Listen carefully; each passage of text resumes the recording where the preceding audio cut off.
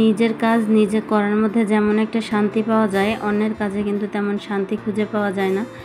আপনার কাজ আপনি যেরকম মন দিয়ে করবেন, নিজের মনে করে করবেন, আর কেউ কিন্তু সেরকম করবে না।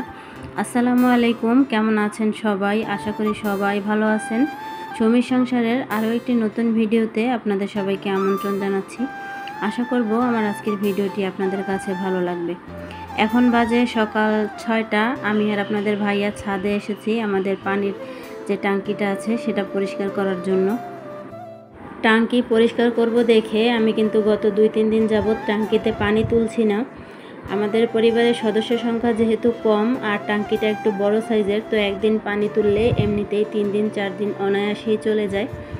তো আজকে সকালে দুইজন মিলেই কিন্তু ট্যাঙ্কি পরিষ্কার করতে নিয়েছি। আপনাদের ভাইয়া ট্যাঙ্কির ভিতরে ঢুকেছে আর আমি বাইরে থেকে জিনিসপত্র এগিয়ে দিয়ে তাকে সাহায্য করছি। তো ট্যাঙ্কিতে নিচের দিকে একটু পানি ছিল, সেটা এই পাইপটা দিয়ে ছেড়ে দিয়েছে আর ভিতর থেকে বালতি দিয়ে ভরে ভরে এই পানি কিন্তু এই পাশ দিয়ে ফেলে দিচ্ছে। তো যেটা বলছিলাম নিজের কাজ নিজে করার কথা, আসলেই সত্যি নিজের কাজ আপনি যেরকম নিজের ভেবে আপন মনে করে সুন্দর করে করবেন, অন্য কেউ কিন্তু সেরকম করবে না। এই ট্যাঙ্কিটা কিন্তু টাকা দিয়ে লোক দিয়ে পরিষ্কার করানো যেত, তাতে কিন্তু মানসিক শান্তি পাওয়া যেত না। তো সেজন্যই আমরা একটু কষ্ট হলেও দুজনে মিলে ট্যাঙ্কিটা পরিষ্কার করে নিচ্ছি, এতে করে কিন্তু একটা আত্মতৃপ্তি পাওয়া যাবে। তো অনেকটা সময় নিয়ে ট্যাঙ্কি পরিষ্কার করার পরে আপনাদের ভাইয়া অফিসে চলে গেছে আর আমি রান্না বাড়া করতে এসেছি। আজকে আমি চিংড়ি মাছ দিয়ে জালি কুমড়া রান্না করব, সেজন্য কুমড়াটাকে একদম পাতলা পাতলা করে কেটে নিয়েছি। আর আমি শুকনা মাংস রান্না করব, সেজন্য এখানে কিছুটা পরিমাণ শুকনা মাংস নিয়ে নিয়েছি। মাংসগুলোকে আমার ছোট যা আমাকে গিফট করেছে। তো রান্নার কিছুক্ষণ আগে আমি মাংসগুলোকে একটু পানি দিয়ে ভিজিয়ে রাখলাম, এতে করে মাংসটা থেতলে নিতে আমার সুবিধা হবে। তার কিছুক্ষণ পরে আমি চলে গিয়েছিলাম আমার পিছনের বাগানে বরবটি গাছ থেকে বরবটি আনতে। তো সেখানে গিয়ে দেখলাম বেশ কিছু বরবটি কিন্তু শুকিয়ে গেছে। আমি চেয়েছিলাম কয়েকটা বরবটি শুকাতে দানা রাখার জন্য, যাতে পরে লাগাতে পারি, কিন্তু এখানে বেশি কিছু বরবটি শুকিয়ে গেছে। তো সমস্যা নেই, এখান থেকে কিছু আমি রাখবো আর কিছু আমার পাড়া প্রতিবেশীদেরকে দিয়ে দেব লাগানোর জন্য।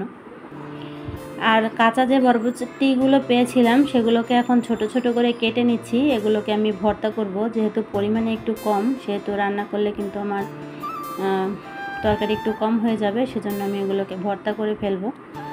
ভিডিওর এই পর্যায়ে আমার প্রিয় আপু ভাইয়াদের উদ্দেশ্যে একটা আবদার করে নিচ্ছি। যারা এখন পর্যন্ত আমার ভিডিওর সাথে আছেন কিন্তু একটা লাইক দিতে ভুলে গেছেন, তারা মনে করে একটা লাইক দিয়ে দিয়েন। আপনাদের একটা লাইক আমার কাছে অনেক গুরুত্বপূর্ণ। তো ডাল রান্না করব, সেজন্য ডালটাকে আগেই ভিজিয়ে দিলাম। ডাল আগে থেকে ভিজিয়ে রাখলে তাড়াতাড়ি কিন্তু সেদ্ধ হয়ে যায়। এই কাজটা আমি সবসময়ই করি আর রান্না করতে কিন্তু সময় কম লাগে এভাবে ডাল আগে ভিজিয়ে রাখলে। তো সব কিছু রেডি করে একবারে রান্না শুরু করব। প্রতিদিন কিন্তু এই কাজটা আমার করা হয় না, মাঝে মধ্যে এক আইটেম রেডি করি তারপরে এক আইটেম রান্না করি, কিন্তু আজকে সেরকম করিনি। আজকে একবারে সব রেডি করে নিয়ে তারপরে আমি রান্না করেছি। আর বরবটিটাকে আমি সেদ্ধ করে নিয়েছি আর এখন পেঁয়াজ রসুনের সাথে বরবটিগুলোকে একটু তেলের উপরে টেলে নিচ্ছি, এতে করে ভর্তাটা খেতে কিন্তু ভালো লাগবে। রান্না বাড়া কমপ্লিট হয়ে গেছে অনেক আগেই, সবার খাওয়া দাওয়াও শেষ, শুধু একজন লোক যে এখনও খায়নি। এখন আগে বকা খেয়েছে, তারপরে সে এখন ভাত খেতে বসেছে, সে হচ্ছে আমার মেয়ে।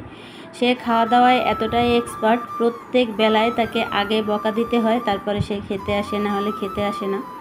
সবার খাওয়া দাওয়া শেষ, তারপরে আমি তরকারিগুলোকে এই যে রান্নাঘরে এনে রেখেছি। এটা ছিল শুকনো মাংস। আর আজকে কিন্তু আমি 3 ধরনের ভর্তা বানিয়েছি, আলু ভর্তা, ডাল ভর্তা এবং সাথে ছিল বরবটি ভর্তা। আর এই যে চিংড়ি মাছ দিয়ে জালি কুমড়া যেটা রান্না করেছিলাম সেটা। আর আজকে কিন্তু দুপুরের রান্নার সাথে সাথে বিকেলের জন্য নাস্তাও রেডি করে রেখেছিলাম, যে কাজটা আমি প্রায়ই করে থাকি, কারণ বিকেলে আমার রান্নাঘরে এসে একদমই কিছু বানাতে ইচ্ছা করে না। তো এই যে আমি কিন্তু বিকেলের জন্য দুধ সেমাই রান্না করেছি, একদম ঘন করে দুধ দিয়ে একটু পাতলা পাতলা করে লম্বা সেমাই যেটা আছে সেটা রান্না করেছি। তো আমরা সবাই নাস্তা টাস্তা করার পরে এই যে রাতে দেখেন আমার মেয়ের পাগলামি, সে বাগান পরিচর্যা করতে বসেছে রাতে। এই যে এই গাছটা তার বারান্দা বাগানে ছিল, তো সেই গাছ থেকে একটা ডাল কেটে পানিতে ভিজিয়ে রেখেছিল আর সেখান থেকে কিন্তু এই যে খুব সুন্দর শিকড় বের হয়েছে। এখন এই গাছটায় কী সে লাগাবে সেটাই সে খোঁজাখুঁজি করছে, যে তার কালেকশনে কোনো ছোট বোতল অথবা কোনো বাটি আছে কিনা তার মধ্যে সে লাগাবে। এখন তো তার পরীক্ষা শেষ, হাতে অফুরন্ত সময়, সেই সময়টাকেই সে তার বারান্দা বাগানের পেছনে কাজে লাগাচ্ছে আর কি।